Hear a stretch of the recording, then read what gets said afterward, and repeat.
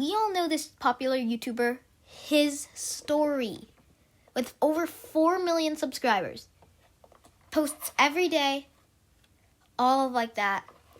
But when I was scrolling on YouTube today, I found Asian Story.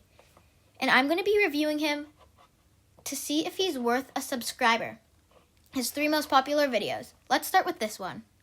My dad stood up in the middle of the audience and walked out. I'd never seen him leave a competition before. My brother never showed up. Nobody knew why, not even me. Every time my brother missed a note, my dad would stop him and say again. Sometimes he'd spend 20 minutes playing the same 10 seconds over and over. Then, the moment he finally got it right, my dad would smile. That's my son. Every competition, my parents So he's just going to be playing the piano his whole life?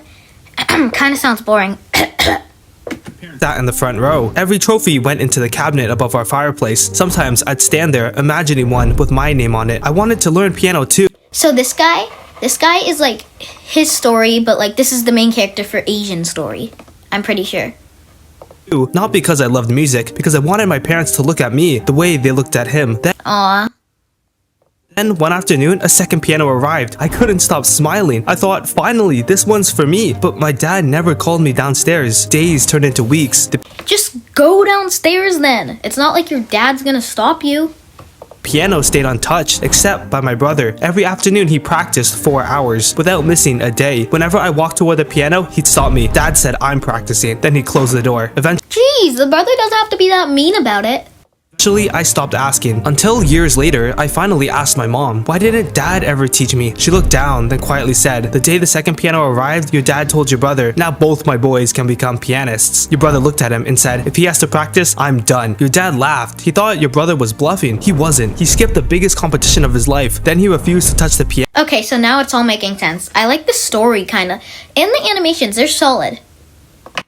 Days passed, then weeks. Your dad begged him to play again. Your brother only said one thing, you'll have one pianist or none. The next morning, he sat back down and practiced for another 8 years. I looked at my mom, but why? Her eyes filled with tears. He knew exactly what those 4 hours felt like. He wanted you outside, riding your bike, playing with your friends, having the childhood he never Okay, so the brother isn't mean.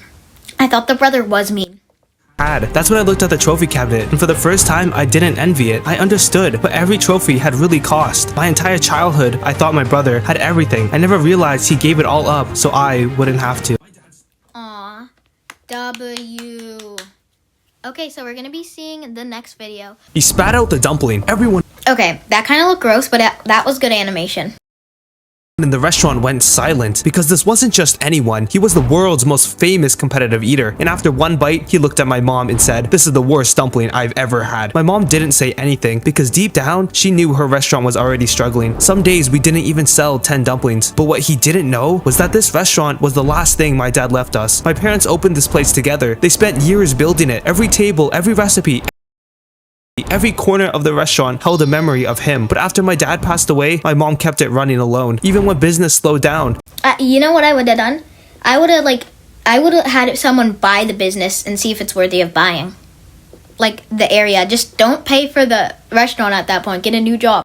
Even when it got harder every year, she refused to let go. Then the competitive eater stood up. Before leaving, he pointed at the biggest dumpling on the menu. I'll make you a deal. If someone here can finish that, I'll tell my followers this is the best dumpling shop I've ever been to. But if they fail, you close this place. My mom Ooh, I like that deal.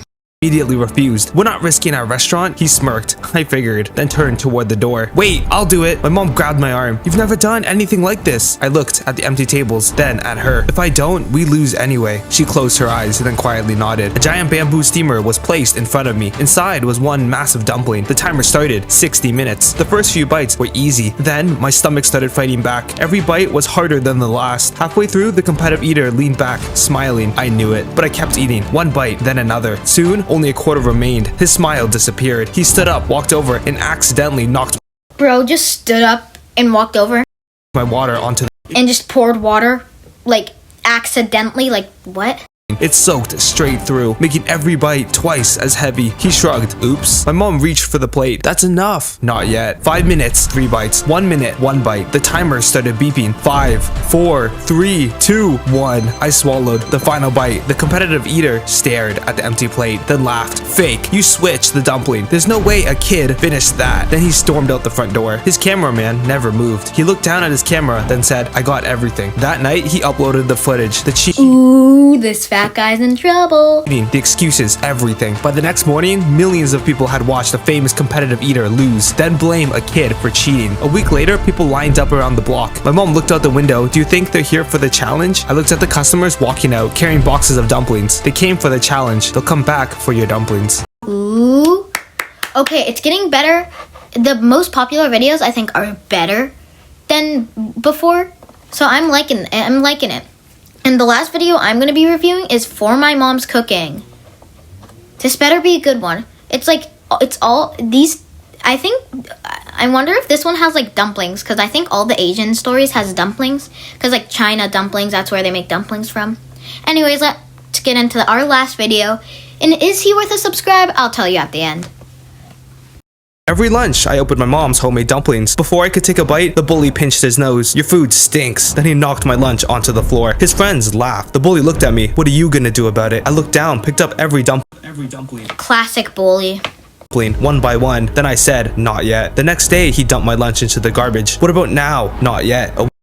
Okay, so that guy's just like, not yet, trying to be creepy, you know, like, I'm going too soon.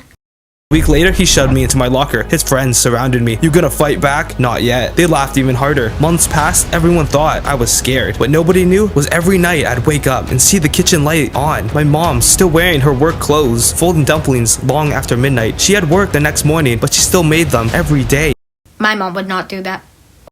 Before the sun came up, I was training, running, lifting, learning how to fight, because every morning I remembered those dumplings lying on the cafeteria floor, and I trained harder. Then one Friday, he grabbed my lunch and threw it away before I even I would just tell the teacher.